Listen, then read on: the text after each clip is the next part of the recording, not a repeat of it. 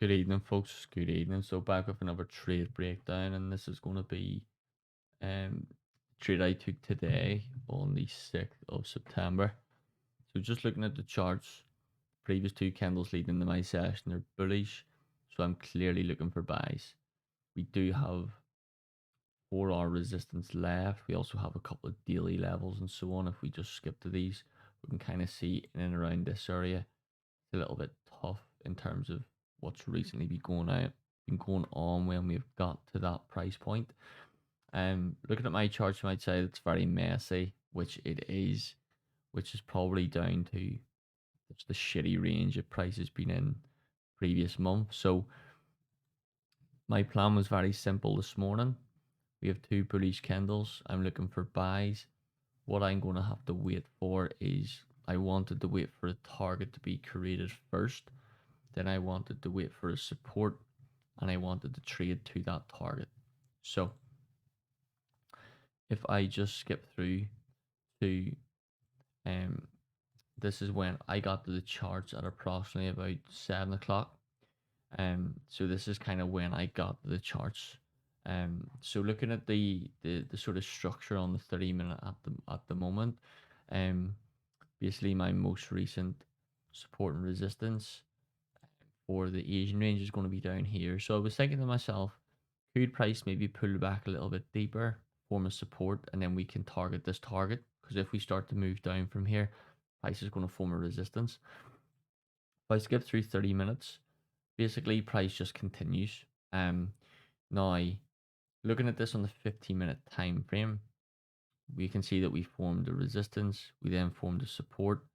As soon as we started to break above that high, or even break above the high of the resistance, price continued.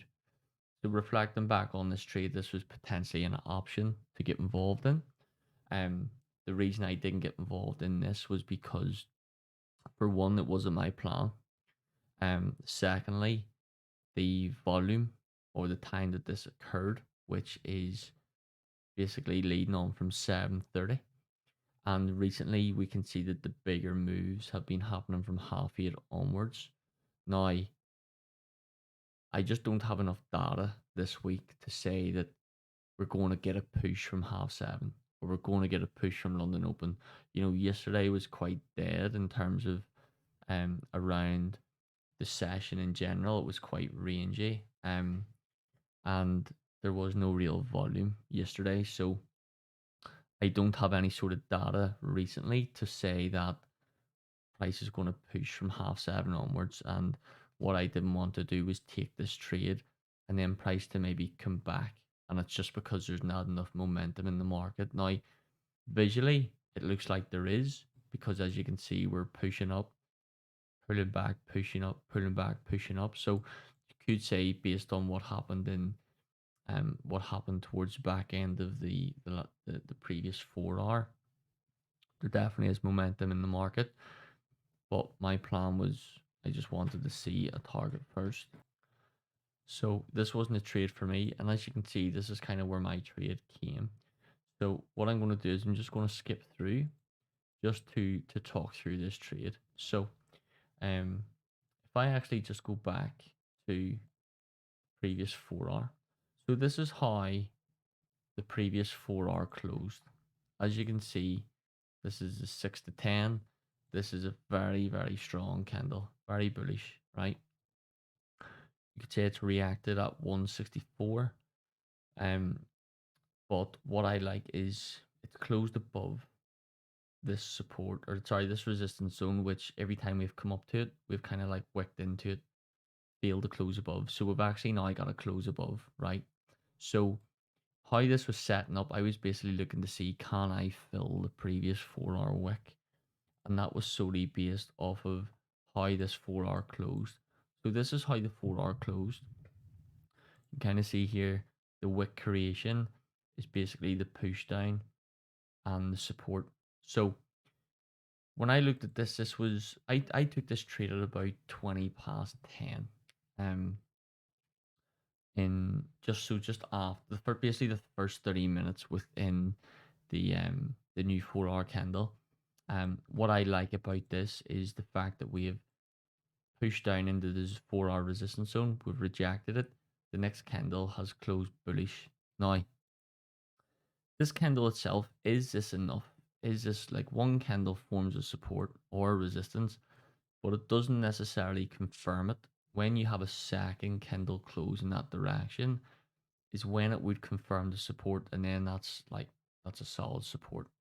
Um, but what I like about this candle is, well, more so the previous candle, the rejection with the downside. This candle was basically formed um with these two candles. So on the 15, like if you look at this on the 30-minute, we have a support. Like on the 15-minute, we have a support. Um, and when I actually got involved, is the next 15-minute candle actually pushed down, right? And it formed a resistance. So at this time, I'm thinking to myself, is this potentially going to be a second bearish candle, which will, confirm the resistance? And if we start to like re-break here above the resistance, can I get involved? Um, and it wasn't until the next candle here, which is when I got involved. So looking at this on the 30-minute time frame, it looks just like we've reacted at 164, pushed down, formed the lower wick of the new 4 hour, respected the low of the previous 30-minute support.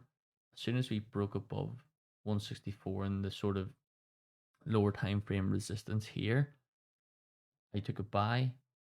And if we look at this on the 15, we can kind of see that it's just the structure is in line with what I want to do. I want to go up. And the reason I took this trade was because, for one, I know where I'm entering. Number two, my stop loss is below the support. And number three, my target, I can target the resistance, which gets me about 0.66. But what I done is I put my target at 1-to-1, right? And I didn't put my target at 1-to-1 because I want to hit a 1-to-1.